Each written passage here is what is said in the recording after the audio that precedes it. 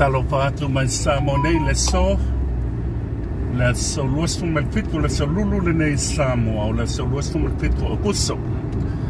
ya o le so le fa ele pre-polling o le aso fa nga palota mo bua o palota fatoa o le tayo nele sa fa ele press conference mo le muli amale komisino fa nga palota tu ya pelolo ya saya umafo ya le au pasalau medias le utau mai to tele mai New Zealand ya mai se Samoa nei pa tumulian tele o la pasalau mai tu se lang ya fata pena la mole a fo tenga palota tele le soforele ya o le mudi Samoa nei o le mateo tu o tuana malo ale ngoko nga le watu tuana fale palota le fionga ya ngana sabe manuia le palota le so o la fasa lau le palota le so mawala no payela to fasa lau i le so parade le so fanga palota le so la i le press conference le finally tayo la wana ta Samoa Entertainment TV le wo mai ko mo e tu sana o le afe ia ovala titi ala afe tangata ngata sabe ia i la tau ia mawhaiona pānau tale so ngā le afe e lai whapele komensina to lima afe i la tau na tusi tāsanga e tia pāro kangek ngā le afe le bua o le ukum mai i whale toa mua ai o le au whai pārot ai whakalo whale turu ngana sawe manuia pēna mai mō te lo tātou updates o la sau na ngono o iai i lau wawai o le whaasa lau mai Samoa nei lungo le tātou wala ata malo whautai ia e mō na whawhirai ma whatara whatu i le mai monga lo tātou so se tasi lo whapenau na maua mea tātou whaasa launga ia le pe ona o tau mai mō se sila leo o wina tu sa atu tātou whaasa launga i le aso mō mua le nei o le palota pre-polling mo i la tau e iai ia fianga tō mau le seifua ia vape fo ia tamama tina matutua e me se fo ia i la tau o loo whainga ruenga i le nisi o nanga ma mtanga ruenga na malo le ai wha moe maua le awanoa nei e whaatino i nai ia pāngota ia lai peo nei le nei aso ale mai tau nei aso ia e le o iai se tūlanga fo i le whapea tum wai ia fale palota lo whaatino i nai ia palota whapitoa ia po le palota le pre-polling e pēna i nei aso ia mo le silfia fo ia e na o le awhele a wha i o sa alu sanga ia na talia mai le au wha i e lima awhe ma le lima sumantolu o talo sanga na talo sanga ila toi mana mia le whaatino le palota nei aso i ta iane na o le awhe lea na talia talo sanga tu sa mai a inga o le whainga palota por tu la fono fenga palo te lua fesu mariba e la mai tau ia o le pe ona silvia fo ia ia ni so a fio ang ni so i tu malo le lo mai tau wina o lo lata ia le sui tau ba i anga ile no fanga ro ba tino ile palota e pe ona silvia o le tasi le ba en o lo o tapu mai le tu la fono fenga palota sa i sui tau ba ona lata ia ile no fanga fati no ile fenga palota pe fo i committee le o fatanga ina ila no tula fono ona nga e momoli ia pe piki mai fo ia le tuno i mole fati no ina le palota ia o fu fanga uma ia ma tula fono me le official fenga palota ona o tam fenga ia awane ia se fa la be lave a se suita ba po se tofi fa oli fo ia pa pe fo ia niso committee mai le whaatino ina o pālota o le whaatinonga ia sa loto ia lai pe ona mai tawina ia le upumoni ia ele tateleta ua ia nisi o sui whaatio le o mai tawina ia a le ua mai tawina mai le whaitu atu lai le angai sae ia mai le angai sifo le matua pasinei mai ia le o tilo atolo whapena fo ona se e mai se tasi o tofi whaatio lata le no fonga le fatino le fenga palota o desi na o me o tutupula ni te me amana to le for rain le lava ia le palota tele le aso le lai longa ona tumu ia ma pisi fo ia ono le pe ole toi aso le nei mo e fatino e fenga pa lota le atno o faitau itula ona tato maua lea ia pe tato te maua foi se famtalanga ma tato i loa ia le fatinonga le fenga vitfilinga se fenga malo e tula mai ia faitau itula ia ona manino loa lea o se fenga malo e tula mai la tu te ia ma foi le sao le tno ai pe o se tala tunai le nei taimi i le mai mo fa fonga no tato no ia malo lu pe ngana sa de ia lungo tato wala ta Samoa Entertainment TV YouTube channel ia la en mau sao te lenga o le taimi e tau nu mai pa lota ia o la atu sa o lava ia le te lo tato resort le taimi ala na o leo la atu na live batu ia tato por kalame se o a de fai unga lona winga tale taro tam tal fitu pe a for fitu fo wa maua o ma ia tato resort o leo ma o mai nei palula basta o lo vai le tulanga le ia e a foi o tato ia fafo o lo fa sei na fo le ono lungo le tato media fa pe ai o ve vesima lei ma se me fa me na tu pu Samoa o le me sili le ona matango fia la ba o le a fo le io se de des yo pe o le tala tulnai le nei vai ngole tai au pe ona e mai moa mai ai ia o lo saunga le mu me uma e ui fo ia ina ve se sia ia fina ngalo malangona ia e pe ona mori mawina i lungo o famtalanga i lungo le social media ono famtalanga lafo ia ma nisi fo lo fia le faiva le tau fa le anga ma nisi o pe na i nisi o sui tau ba ma nisi fo i tu ai e lo to fi mali fi le mua le ai se menga se ia lo file mu pe ia le o ia se tu la o tu pu foi le ia o masania sa mo ia le fatamali fatino ia ana fo fanga mana pokalame ia ona le va fia lo ia mala va fatfata le o lo fatino i me uma ia sanga le mu na manatu foi inisia io se tu langa le o le siviatu ni tu langa bebesima ia tu lai mai pite ia ne ia lo to mai boss sila mai sanga le mu me uma le ia se mana tu fo ia o le tasilia ba nga o o moli la o fai lotu ia la tu talo sanga lo fa no manu matu atu i lu mo le tua le fai nga filinga sa mo ia sa mauli ia le pe mo le mawina sa nga le mu matu fi malia me uma ia o le talo ia talo fa tasi la fo i lu mo le tua ia le fai nga filinga le tu no ia fili matofi mai le langi ia lo mai malie mai bali ale matanga ia ti o a sa o le ia le te mai ngana sa vea o le tu ti a o ko ke pole tato ainga ta mam ti na usa matu pa fine le mamalu o le tunu le o fai lotu su mai pa pe ngainga pa stai lo to ta talo o la le ti de mu dai ma se me ai nga se pe la vale no sa de vaya solia pe no mon mawina le ai ma se me o tupu pe wa ba ya to ka ve vesi ma pe o lunga i api o folinga money le te le pa amtalang a le loto i fale ai o Samoa e ke o la fo e te le solo ata la i fa nga pati a le lo koi fale ai ma kwa fi le mua ai o ma fai kala ngo so mina mai ko ka ge ku o le winga le na male ba le ya male le pe ai ngo ma Samoa le ai ma se me o vedes to awala to te pole fa tai po lo to talo wale ma fa yonga yengi ba inga ba pena lo man wi am so long le me o ma pe na fa ya to la tanga pre polling le fa nei na le afe ya ila to o le ma fa inga pa lo te le so nei ale ma tanga ya tu na le ele fa le pa lo tale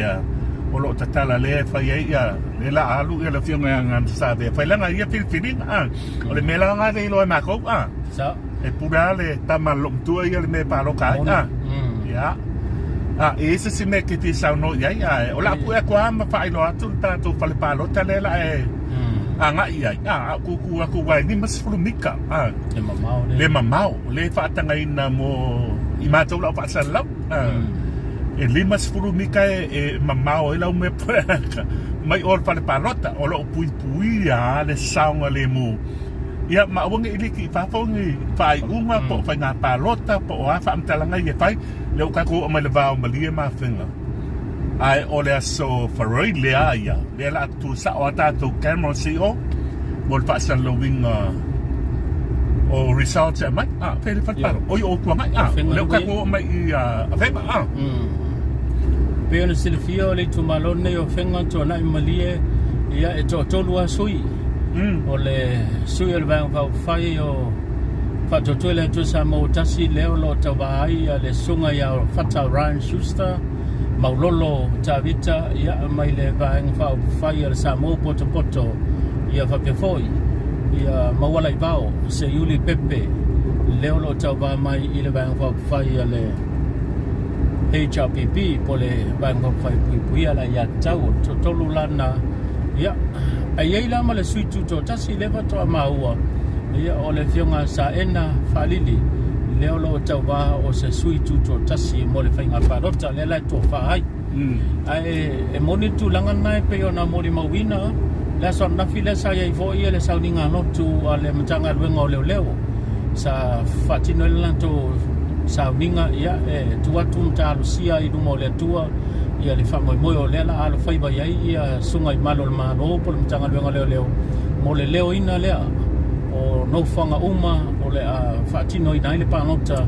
ia i tutono samo nei polu ma sava ia fa pe foi o le tulanga le leo ina le saunga le mo ia la fe o tu na nei ia tu na ila nei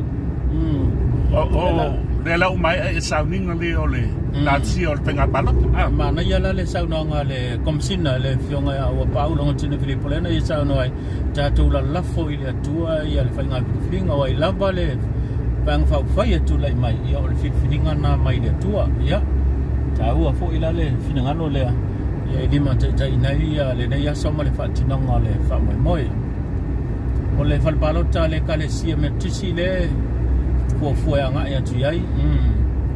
fati no ile palota ile ne yaso ya o le wa o ile pa la o le tu mai ia na kongo ya o le la wa ma tau nu mai nei tu nai pero ise me fai oi ngana por forsaka ikisika sia por forsaka ikilima pa pe o ile o isa tu e pa ye pela desse se qual é o forsaka ikila le ya se ko ka mi lo ko vai po fele wa siti ai ele le fale palota le amo le so palota fatto wala nga pe kasi ai tu no le tu malota tasia fal palota ia fatto e fatino ina ya that's the fal palota le tu malo e fatino ina le palota fatto le nei stidi Sima ia tole le fece palo kai ole le forsa kai ia okay da kai oi o le la se on sai mai se ka vai po pele mele o sifi et far palo ka le so ai wo ye ni fitu na inga ia afa pela ele o le ai foi male forsa le motor nga duenga le kalesia e whakasai tuana i longo wingala. Le la wau ngā te tonu i o i le mauta le whakasai i whenga. Walanga o i tu o asa wapena i e tasi ale whalepalota wapito i tono le i tumalo. A renga whasala lawa ko i tuana i Te wo ye se si to e whitu na inga ia le mafuai ia le tulanga lea. Ia malol on sai mai mo mai si kau koe su atu le banga le uto e sifi ai petao sa ala o i e whenga. Ia pena. Ia matango fiele lan samone. Pa tai le tua e pai am kim si vaengo. Ia se me tu mai o. Ia fa se me i kai. A se to e sa i dia tu i e penga. Ia. Matango fiele le lan samone. Tala penga de lei. Ia ma le so. Manulota ya asma loka yo. Ia asma loka yo. Ia. Talo mai mo tatu whenga palota. So e fia nu uiale ku malole. Ko na ia whenga mari. To na ia whenga mamali a sanganga Sanga ngalua. Sanga lua. O le tumalone sanga lua tolu ia nuku ia iai o tuanai, a whenga, mamali. Fasala dia pila rau i le kumu me kawa.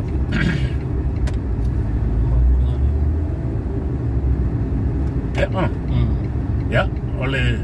pasal le ti onga mali. Pasal I whenga i whakasa. oh ya, whenga e pakasa i le ala fai mai. Ia kong ka pakai se meo i le. Pakai.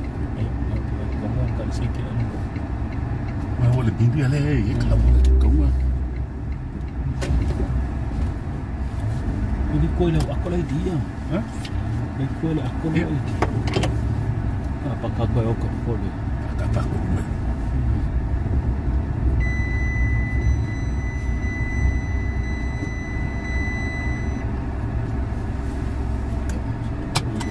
Ya, la apa awal perta tu lah. Ai on sai mai si kapeng aku. Aku emma aku ka aku kai papai. Ai on sai mai.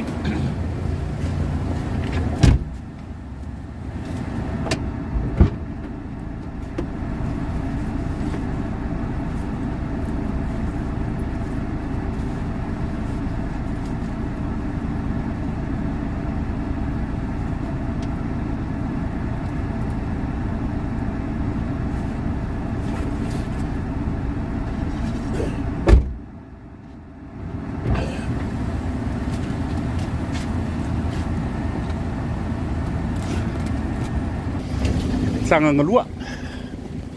Lewang ayat tu ya nganan sabe oi palang palok. Pino ta ua ya la tu mailesi ta bale tai o. Ya ole.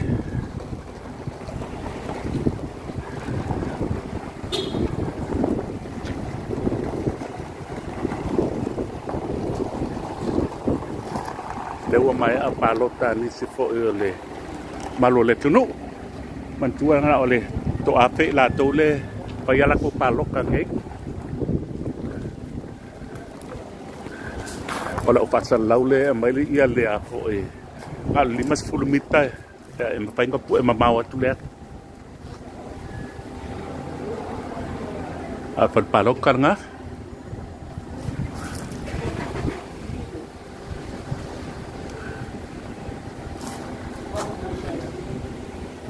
le pakasa nei ia penga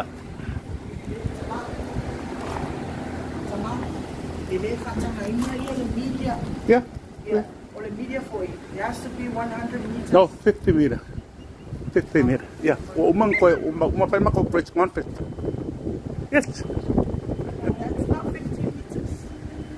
the pulling in there Even 50 meters. Someone hold it out here. yeah okay can do it from there di pakara ko rin pa para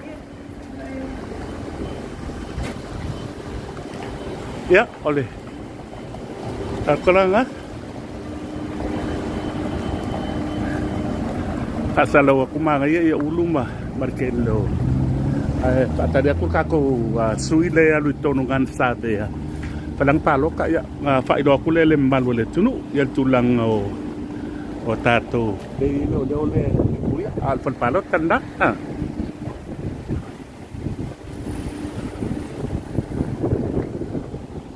may lati ang penga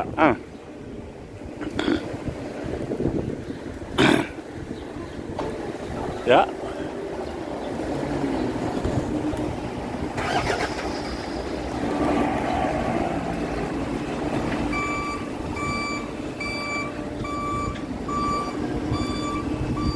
kalau leso paroile pa atum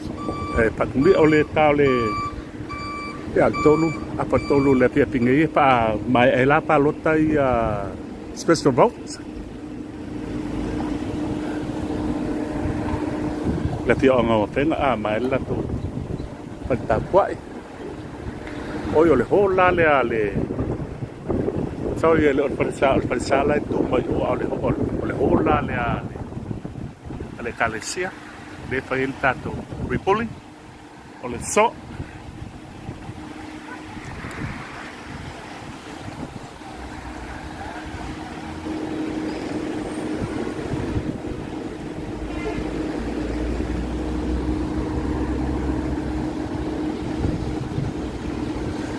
Pia na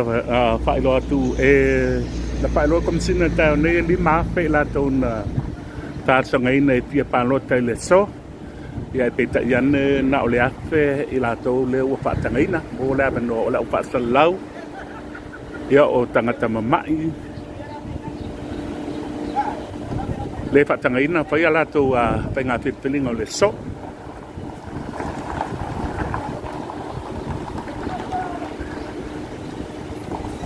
le la uma fa nga pe peling le te nga nga ne sa be le tan no mai mal leo leo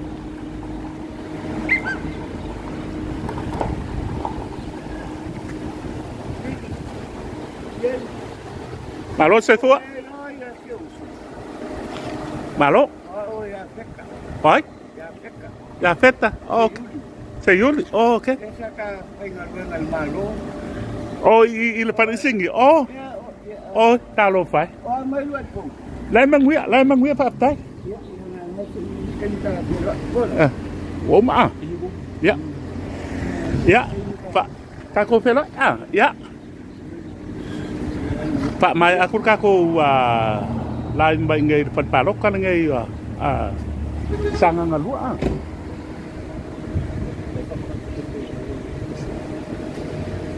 Okay, kako fellow assistant